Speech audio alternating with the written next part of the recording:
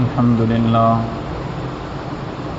لله نحمده ونستعينه ونستغفره ونؤمن به ونتوكل عليه ونعوذ بالله من شرور أنفسنا ومن سيئات أعمالنا من يهد الله فلا مضل له ومن يضلله فلا هادي له ونشهد أن لا إله إلا الله وحده لا شريك له ونشهد أن سيدنا ومولانا محمدا عبده ورسوله أما بعد فأعوذ بالله من الشيطان الرجيم بسم الله الرحمن الرحيم والذين إذا ذكروا بآيات ربهم لم يخروا عليها صما وعميانا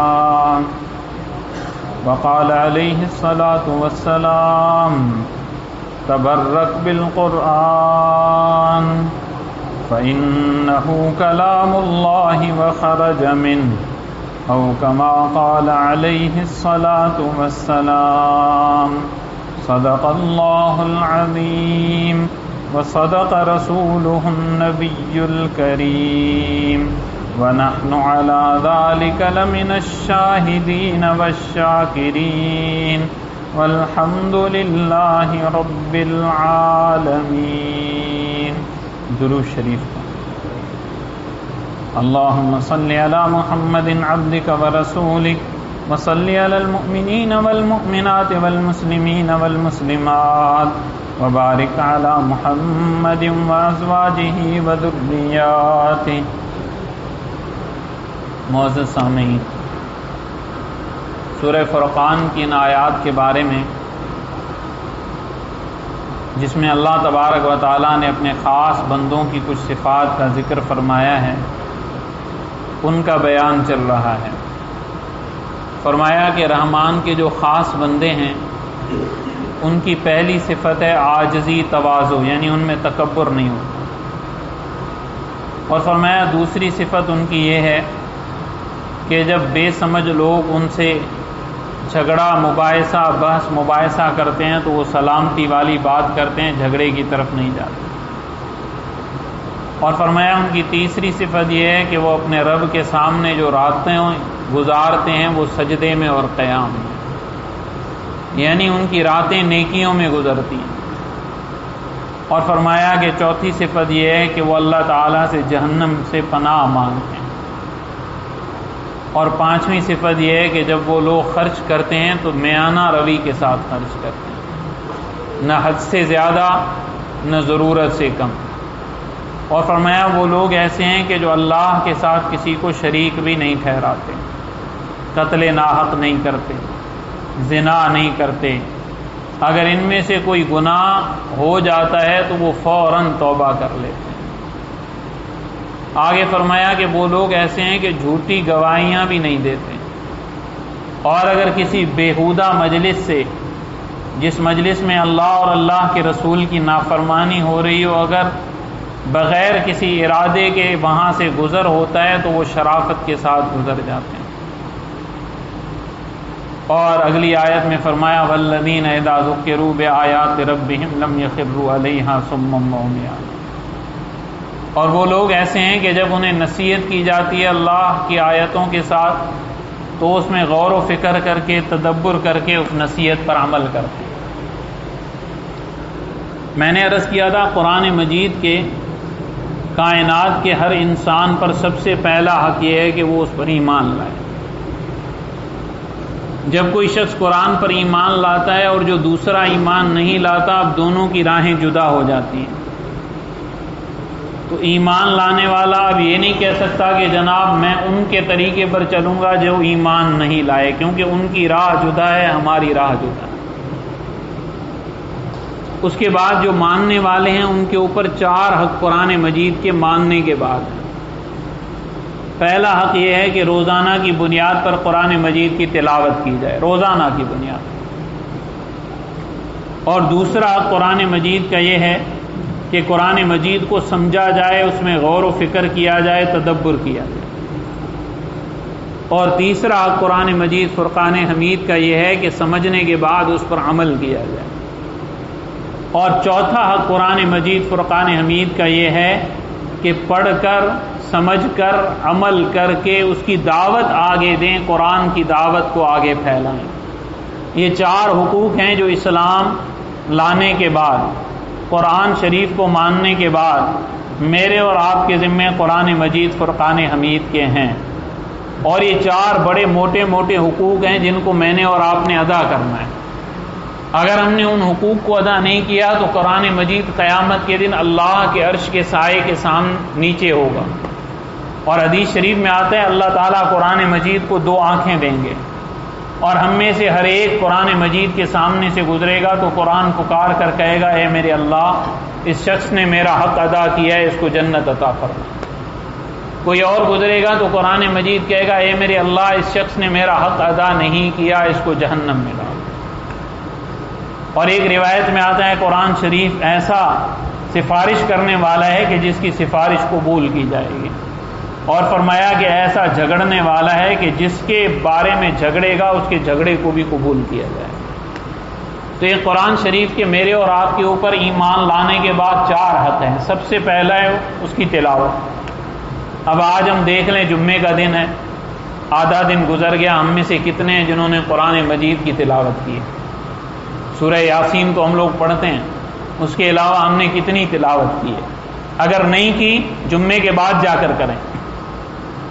یہ اپنی زندگی کے معمولات میں بنائیں کہ جیسے میں نے اور کام کرنے ہیں، میں نے تلاوت قرآن پاک بھی کرنی ہے۔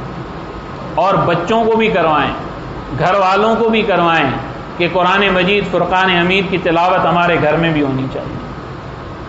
صحابہ کرام رضوان اللہ تعالی علیہم اجمعین کا تو یہ معمول تھا کہ خود گھر والے اور گھر کے غلام، نوکر، باندیاں ساری رات کو حصوں میں تقسیم کیا کرتے تھے، اور گھر کا کوئی نہ کوئی فرد ہر حصے میں اللہ کی عبادت کر رہا ہوتا تھا تاکہ وہ گھر ویران نہ ہو۔ ہر حصے میں، یعنی اوقات کو تقسیم کیا جاتا تھا جیسے ہم اوقات کو تقسیم کرتے ہیں تجارت میں کہ جناب اس وقت سے لے کے اس وقت تک میری ڈیوٹی ہے، اس کے بعد آپ کی ڈیوٹی ہے۔ بیٹوں کو بٹھاتے ہیں، بھائیوں کو بٹھاتے ہیں۔ اس طرح صحابہ کرام گھر کو آباد کرتے تھے اللہ کی عبادت کے ساتھ کہ رات کو اتنے گھنٹے میری، اتنے گھنٹے آپ کی، اتنے گھنٹے آپ کی، اتنے گھنٹے آپ کی، پھر میری۔ اس طرح عبادت کیا کرتے تھے تاکہ پوری رات میں گھر آباد رہے اور اللہ کی عبادت 24 گھنٹے اس گھر میں ہوتی ہے۔ یہ جذبہ تھا۔ تو اگلا کام ہے قرآن مجید پر تدبر کرنا، غور و فکر کرنا، اس کو سمجھنا کہ قرآن مجید ہم سے کہتا کیا ہے۔ یہ بھی ایک اہم معاملہ ہے۔ تلاوت والے تو لوگ مل جاتے ہیں کہ جن کا معمول بھی ہوتا ہے تلاوت کرنے کا، لیکن غور و فکر اور تدبر کی کوشش وہ بھی نہیں کرتے۔ اب جب غور و فکر اور تدبر کی کوشش جب ہم لوگ کرتے ہی نہیں ہیں تو ہمیں پتہ ہی نہیں ہے یہ اللہ تعالیٰ کا کلام ہم سے کہہ رہا کیا ہے، اس کے اندر کیا چیز ہے، یہ کلام کیسا خوبصورت ہے، کیونکہ ہم نے غور کیا نہیں، ہمیں پتہ چلا۔ قرآن مجید فرقان حمید ایک قاری صاحب پڑھ رہے تھے، سرکار دو عالم صلی اللہ علیہ وسلم کے بعد کا زمانہ ہے، انہوں نے آیت پڑھی فَاصْدَعْ بِمَا تُؤْمَرْ وَأَعْرِضْ عَنِ الْمُشْرِكِينَ اِنَّا كَفَيْنَاكَ الْمُسْتَهْزِئِينَ۔ اب وہ جو بدو تھا، مسلمان نہیں ہوا تھا، اس نے جب یہ کلام سنا، کیونکہ وہ عربی کو سمجھتا تھا، عربی کو جانتا تھا، اس کو پتا تھا یہ قرآن کیا کہہ رہا ہے، تو فوراً سجدے میں گر پڑا۔ جب وہ سجدے سے اٹھا اس کو کہا گیا کہ تو مسلمان نہیں ہے، تو نے کس کو سجدہ کیا؟ کہ میں نے اس کلام کو سجدہ کیا ہے، کتنا ہی عمدہ کلام ہے، کتنا خوبصورت کلام ہے، میں نے اس کلام کو سجدہ کیا۔ وہ ہندو تھا، غیر مسلم تھا ابھی، لیکن کلام کی طاقت نے اس کو مجبور کر دیا۔ اور قرآن مجید ہم سے کیا کہتا ہے؟ آپ نے پڑھا قرآن مجید کو، اللہ تعالیٰ نے فرمایا افلا یتدبرون القرآن، یہ لوگ قرآن میں تدبر کیوں نہیں کرتے، غور و فکر کیوں نہیں کرتے، قرآن شریف کو سمجھنے کی کوشش کیوں نہیں کرتے، اپنی مسجد کے امام صاحب سے کیوں نہیں کہتے کہ ہمیں قرآن کا درس دیا کرو، ہمیں درس دیا کرو، ہمارے پاس قرآن کے لیے وقت ہی نہیں ہے۔ فرمایا افلا یتدبرون القرآن، یہ لوگ قرآن میں غور و فکر کیوں نہیں کرتے؟ ام علی قلوب اقفالها، یا ان کے دلوں پر تالے لگے ہوئے؟ اللہ فرما رہے ہیں کہ جو غور و فکر نہیں کرتے ان کے دلوں پر تالے لگے ہیں. اور تالے کس نے لگائے؟ میرے اور آپ کے گناہوں نے. قرآن مجید نے پہلے ہی سپارے میں فرمایا ان الذین کفروا سواء علیہم انذرتہم ام لم تنذرہم لا یؤمنون، کہ جو لوگ کافر ہیں چاہے آپ ان کو ڈرائیں یا نہ ڈرائیں یہ ایمان نہیں لائیں گے. کیوں؟ آگے وجہ فرمائی ختم اللہ علی قلوبہم، اللہ نے ان کے دلوں پر ان کے گناہوں کی وجہ سے مہر لگا دی. اب دلوں پہ مہر لگ گئے. ہم تو یہ سمجھتے ہیں کہ جناب میں نہیں کر رہا، میں نہیں کرنے والی بات نہیں ہے، بلکہ کرنے نہیں دیا جا رہا. میں نہیں آ رہا والی بات نہیں ہے، بلکہ آنے نہیں دے رہا. مولانا رومی رحمۃ اللہ علیہ نے غالباً مثنوی میں ایک واقعہ لکھا ہے کہ غلام اور اس کا مالک جو ہے وہ بازار میں جا رہے تھے. بازار میں گئے تو نماز کا وقت ہو گیا. غلام نے اپنے آقا سے کہا کہ میں نماز پڑھ لوں. انہوں نے کہا آپ چلے جائیں. غلام مسجد میں آ گئے، نماز پڑھی. نماز پڑھ کر سب لوگ چلے گئے، غلام بیٹھے ہوئے اللہ اللہ کر رہے ہیں. اب مالک ہے، مسلمان ہے، دروازے پر آ کر کہتا ہے بھائی آ جاؤ. تو اس نے کہا جی آنے نہیں دیتا. تو مالک نے کہا کون نہیں آنے دیتا؟ کہا جو تجھے اندر نہیں آنے دیتا وہ مجھے باہر نہیں آنے دیتا، وہ مجھے باہر نہیں آنے دیتا. تو جب تک خدا نہ چاہے ہم آ ہی نہیں سکتے، ہم کر ہی نہیں سکتے، ہم کچھ بھی نہیں کر سکتے. تو قرآن مجید نے فرمایا کیا ان کے دلوں پر تالے لگے ہوئے ہیں؟ اور آپ قرآن مجید کو کھولیں. اللہ اکبر کبیرہ. افلا تذکرون، کیا یہ لوگ نصیحت حاصل نہیں کرتے؟ افلا تسمعون، کیا یہ لوگ سنتے نہیں ہیں؟ افلا تعقلون، کیا یہ لوگ عقل نہیں رکھتے؟ اور وہ وہی لوگ ہیں جن کو ہم کہتے ہیں کائنات میں ان جیسا عقل مند انسان ہے ہی نہیں. کائنات میں ان جیسا عقل مند انسان ہے نہیں. میری اور آپ کی مجلس میں یہ باتیں ہوتی ہیں کہ جی فلاں آدمی ہر مجلس میں جاؤ مجلس کو اپنا کر لیتا ہے، مجلس کو اپنا کر لیتا ہے. مولویوں کی طرف جائے گا تو ان جیسا، تاجروں کی طرف جائے گا تو ان جیسا، زمینداروں کی طرف جائے گا تو ان جیسا، اور وہ لوگ جو دین سے تھوڑے ہوئے ہٹے ہوئے ان کے بعد بیٹھے گا تو ان جیسا. بڑا شاندار اور کامیاب آدمی ہے. حالانکہ یہ آدمی کامیاب نہیں جس کو میں اور آپ کامیاب کہہ رہے ہیں، بلکہ اللہ نے فرمایا افلا تعقلون، کہ لوگ عقل نہیں رکھتے. اور دوسری جگہ فرمایا اب یہ قرآن نصیحت ہے، ان فی ذالک لذکرا، یہ قرآن نصیحت ہے کس کے لیے؟ لمن کان لہ قلب، جس کے لیے دل ہو. اب مجھ میں اور آپ میں سے کون ہے جس کا دل نہ ہو؟ کائنات کے ہر انسان کا دل ہے، لیکن اللہ فرما رہے ہیں جس کا دل ہو. جناب دل تو ہمیں ہے کہ نہیں ہے؟ کافر کو بھی دل ہے. او القى السمع وهو شہید، یا وہ کان لگا کر توجہ سے سنتا ہو. کافر بھی بات سنتے تھے، پھر اس میں نقص نکالتے تھے، پھر اس میں عیب نکالتے تھے، اور آج وہ ہم سے زیادہ ہمارے دین کا مطالعہ کرتے ہیں تاکہ اس میں نقص نکال سکیں، تاکہ اس میں نقص نکال سکیں. قرآن کہہ رہے ہیں دل نہیں ہے، اور قرآن کہتا ہے کہ وہ شخص نصیحت حاصل کرے گا جس کا دل ہو. اب دل تو ہم سب کا ہے، لیکن دوسری جگہ فرمایا لہم قلوب، ان کے دل تو ہیں، لا یفقہون بہا، لیکن وہ سمجھتے نہیں ہیں. بلہم آذان، ان کے کان تو ہیں، لا یسمعون بہا، لیکن سنتے نہیں ہیں. بلہم آیون، ان کی آنکھیں تو ہیں، لا یبصرون بہا، لیکن دیکھتے نہیں ہیں. عجیب بات قرآن نے فرما دی، آنکھیں ہیں دیکھتے نہیں ہیں، اندھے تو نہیں ہیں، کان ہیں سنتے نہیں ہیں، بہرے تو نہیں ہیں، دل ہے سمجھتے نہیں ہیں، دل کے بغیر تو نہیں ہیں، ساری چیزیں موجود ہیں، لیکن معاملہ یہ ہے. دوسری جگہ فرمایا افانت تسمع الصم، کیا تم بہرے کو سنا سکتے ہو محبوب جبکہ وہ مرا ہوا بھی ہو؟ اب بہرے کو کیسے سنا سکتے ہیں؟ ایک تو بہرا اوپر سے مرا ہوا، اس کو سنا ہی نہیں سکتا کوئی دنیا کا کیسا بھی انسان ہو اس بہرے کو نہیں سنا سکتا. قرآن نے مثال دی کہ جو قرآن میں تدبر نہیں کرتے، جو غور و فکر نہیں کرتے، ان کے دلیں پر کام کے نہیں ہیں، ان کی کانیں پر کام کے نہیں ہیں، ان کی آنکھیں پر کام کی نہیں ہیں. اس لیے کہا کہ آئینہ بنتا ہے رگڑے لاکھ جب کھاتا ہے دل، کچھ نہ پوچھو دل بڑی مشکل سے بن پاتا ہے دل. سرکار دو عالم صلی اللہ علیہ وسلم نے اس دل پر محنت کی. جیسے آج ہماری ڈاکٹری کہتی ہے کہ جناب اس کا دل فیل ہو گیا، یا اس کے دل میں اٹیک ہو گیا، اس کے اتنے وال خراب ہو گئے، اب اس کا جسم کام نہیں کر رہا. ساری سائنس طب ایسے کہتی ہے. پیغمبر علیہ الصلوۃ والسلام نے فرمایا کہ جیسے یہ تمہارا دل تمہاری جسمانی صحت کا ذمہ دار ہے، ویسے یہ تمہارا دل تمہاری روحانی صحت کا بھی ذمہ دار ہے۔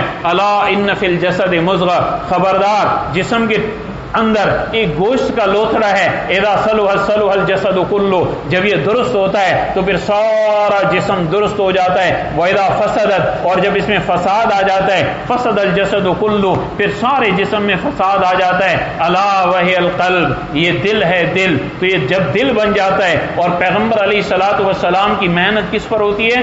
دل پر، نبی کی محنت دل پر ہوتی ہے۔ پیغمبر پہلے انسانوں کے دل بناتے ہیں، پھر شکلیں کچھ نہیں کرتی، شکل تو کیسی بھی ہوں، جب دل بن جاتا ہے تو بلال حبشی رضی اللہ تعالی عنہ جب چلتے ہیں زمین پر تو پاؤں کی آہٹ جنت الفردوس میں امام الانبیاء اپنے کانوں سے سنتے ہیں۔ یہ ہے دل، اتنا بہترین دل ہے۔ اس لیے جب امیہ بن سلت سے آپ حضرت ابو بکر صدیق رضی اللہ تعالی عنہ نے غلام خریدا کہ بلال کالا غلام مجھے دے دو اور میرا جو رومی غلام ہے وہ تم لے لو، تو اس نے کہا ابو بکر تو تو مکے کا بڑا تاجر ہے، تو تو سمجھدار آدمی ہے، لیکن آج تو کیسا فیصلہ کر رہا ہے کہ بلال کالے کو لے رہا ہے اور اس کے بدلے میں مجھے رومی غلام دے رہا ہے جو انتہائی خوبصورت ہے، اس کی بیوی بھی خوبصورت ہے، یہ دونوں غلام میرے حوالے اور اس کے بدلے میں کالا غلام دے رہے۔ آج یہی سوچ ہے میری اور آپ کی، آج یہی سوچ ہے، اس رنگت کے مقابلے میں یہ رنگت اچھی، اس غریب کے مقابلے میں یہ امیر اچھا،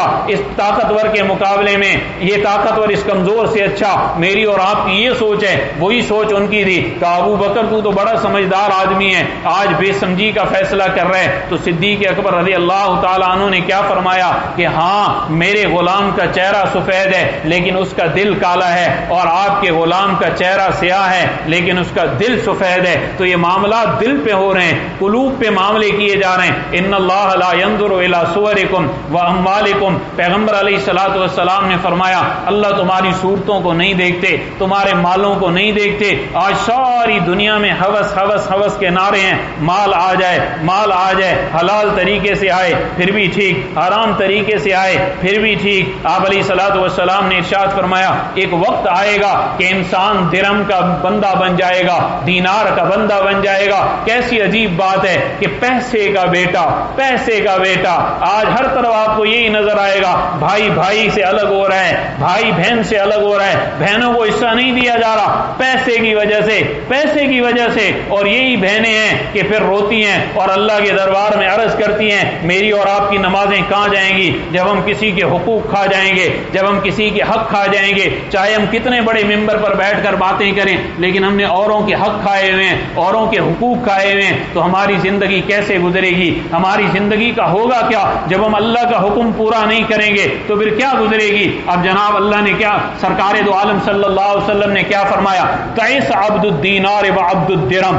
درہم کا بیٹا ہلاک ہو گیا، دینار کا بیٹا ہلاک ہو گیا، مال کا بیٹا، اب مال کمانا ہی زندگی بن گئی کہ جی بڑا ہی سمجھدار ہے، مال خوب کماتا ہے، بڑا ہی سمجھدار ہے، مال خوب کماتا ہے۔ آج اس کی دھنیں لگی ہوئی ہیں، آج سارے لوگ اس کی تعریفیں کر رہے ہیں، لیکن ایک وہ وقت آئے گا، حضرت عمر بن خطاب رضی اللہ تعالی عنہ ہیں، آپ جنت البقیع میں گئے اور جنت البقیع میں جیسے یہ حضرت علی کا واقعہ ہے رضی اللہ تعالی عنہ کا، ایسے حضرت عمر رضی اللہ تعالی عنہ کا واقعہ ہے۔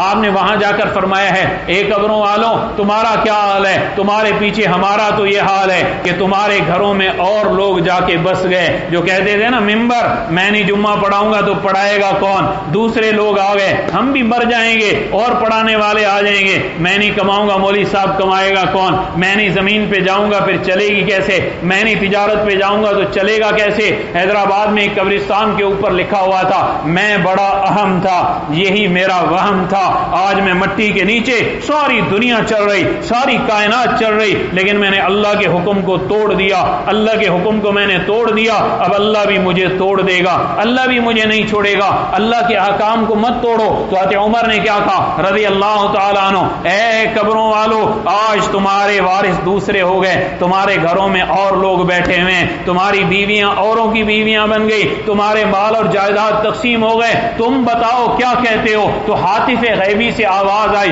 یہ علی کے واقعے میں نہیں آئی، یہاں ہاتف غیبی سے آواز آئی، اے عمر یہ قبروں والے یہ کہتے ہیں کہ ہاں ہاں جو ہم نے اللہ کے راستے میں دیا اس میں نفع میں رہے، جو ہم نے کھا پی لیا اس میں نفع میں رہے، جو پیچھے چھوڑ کر آئے اس میں گھاٹا ہو گیا، اس میں نقصان ہو گیا۔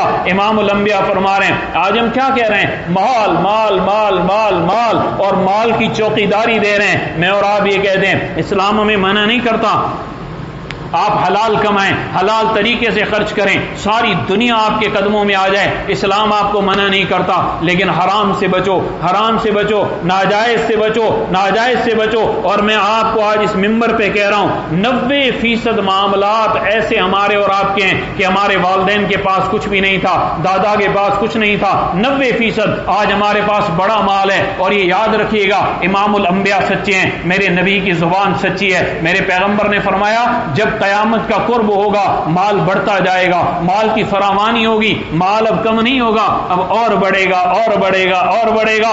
آپ نے تو ایک ایک کمرے میں زندگی گزار دی، آج ایک ایک بیٹے کے پاس 3 کمرے ہیں، پھر بھی آپ کہے جا رہے ہیں کہ ہم ان کے لیے حرام اکٹھا نہیں کریں گے، ہم ان کے لیے پیسہ اکٹھا نہیں کریں گے۔ ان کی زندگی کیسے گزرے گی؟ ان کی زندگی کیسے گزرے گی؟ ان کی زندگی کیسے گزرے گی؟ زندگی گزارنے والا اللہ۔ ایسے لوگ بھی آپ نے دیکھے کروڑوں کی جن کی جائیداد تھی اور آج ڈگری میں ان کا نام و نشان نہیں۔ میں نے بچپن میں دیکھے تھے کہ جن کی دکان پہ 4 دروازے تھے، جن کے ہاتھ میں سونے کی گھڑیاں میں نے دیکھی تھی، مجھے بچپن میں یاد ہے، آج ان کا نام و نشان لینے والا کوئی نہیں، آج کوئی نہیں۔ یہ سارے مال چلے جائیں گے، یہ لوہے کے ڈبے یہاں رہیں گے، یہ ریت کے بنے ہوئے مکان یہاں رہیں گے، تو اور میں چلے جائیں گے، تو اور میں اپنے اللہ کے یہاں چلے جائیں گے۔ اب اندازہ لگا اتنی گرمی ہے، باہر انسان کھڑا نہیں ہو سکتا، 2-4 دن سے موسم ٹھیک ہوا ہے، لیکن قبر میں کیا حالات ہوں گے؟ قبر کی کیا تیاری کی ہے؟ آج تو ہم نے حلال بھی دیکھا، حرام بھی دیکھا اور سارا اپنے پاس جمع کیا کہ میری اولاد کے لیے کچھ بن جائے، لیکن تو نے اپنی فکر نہیں کی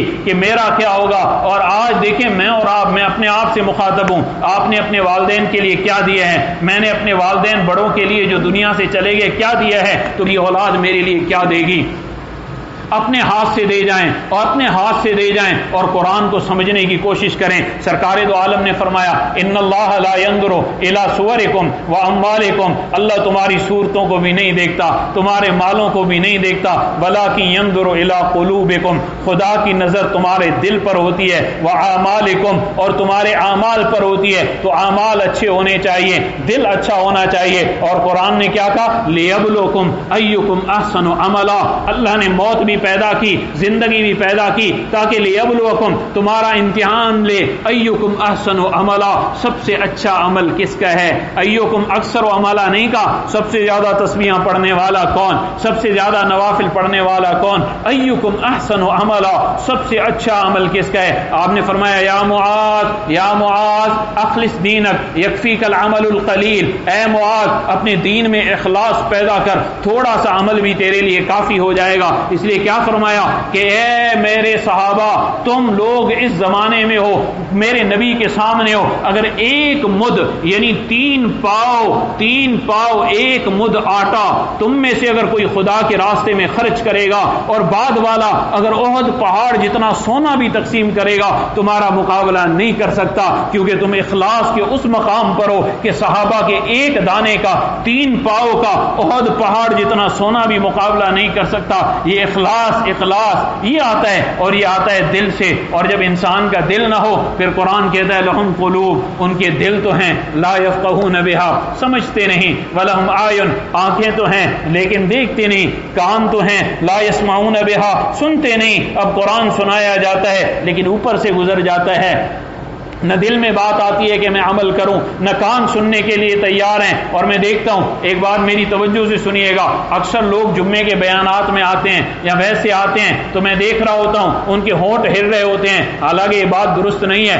ان فی ذلک لذکری، قرآن مجید نے کہا یہ نصیحت ہے لمن کان لہو قلب، جو دل بیدار رکھتا ہو، اگر اس کا دل خود نہیں سمجھ سکتا، او القى السمع وهو شہید، جب بات ہو رہی ہو وہ خوب توجہ لگا کے سنے، متوجہ ہو کر بیٹھے، شہید موجود ہو، جناب کان تو لگائے گا ہی تب جب موجود ہو، کہا نہیں جسم ادھر ہے اور دل دماغ کاروبار میں لگا ہوا، بیوی بچوں میں لگا ہوا، گھر میں لگا ہوا اور سوچ میں لگا ہوا، فرمایا اس کو بھی ہدایت نہیں ملے گی، نصیحت اس کو ملے گی یا تو خود سمجھ لے، اس کا دل ہی ایسا ہو کہ قرآن کھولے اور خود سمجھ لے، اور جب قرآن کھولے جا رہا ہو تو ہو نبی صلی اللہ علیہ وسلم کو معاذ اللہ قتل کرنے، لیکن جب قرآن کھولے اننی انا اللہ لا الہ الا انا فاعبدنی واقم الصلاۃ لذکری، جب یہ ایک آیت پڑھے تو عمر کا دل ہی بدل جائے، یہ دل گواہی دے دے، یا تو دل عمر بن خطاب جیسا ہو، او القى السمع وهو شہید، یا توجہ سے بات سنا کرے تو لوگ ذکر کرتے رہتے ہیں، یہ ذکر کرنا غلط ہے۔ اسی طرح مرشد کی موجودگی میں چاہے وہ خاموش ہو، میں نے پوچھا ایک اللہ والے سے، سید امین الدین پاشا صاحب سے، تو فرمایا ذکر نہیں کرنا چاہیے بلکہ خاموش رہنا چاہیے، اس لیے آپ سنتے ہوں گے کہ صحابہ کرام جب امام الانبیاء کے سامنے بیٹھتے تھے خاموش بیٹھتے تھے، سکوت میں بیٹھتے تھے، خاموش، ان کے ہونٹ نہیں ہل رہے ہوتے تھے، خاموش، بالکل خاموش، یہ ادب ہے۔ اور چونکہ ہم اپنی بات تو کرتے نہیں ہیں، بات ہوتی ہے قرآن سے یا حدیث سے، تو بات ہو رہی ہے اللہ کی اور اللہ کے رسول کی، ہماری اپنی بات تو ہے نہیں۔ اللہ تبارک و تعالی مجھے اور آپ کو ان باتوں پر عمل کرنے کی توفیق عطا فرمائے۔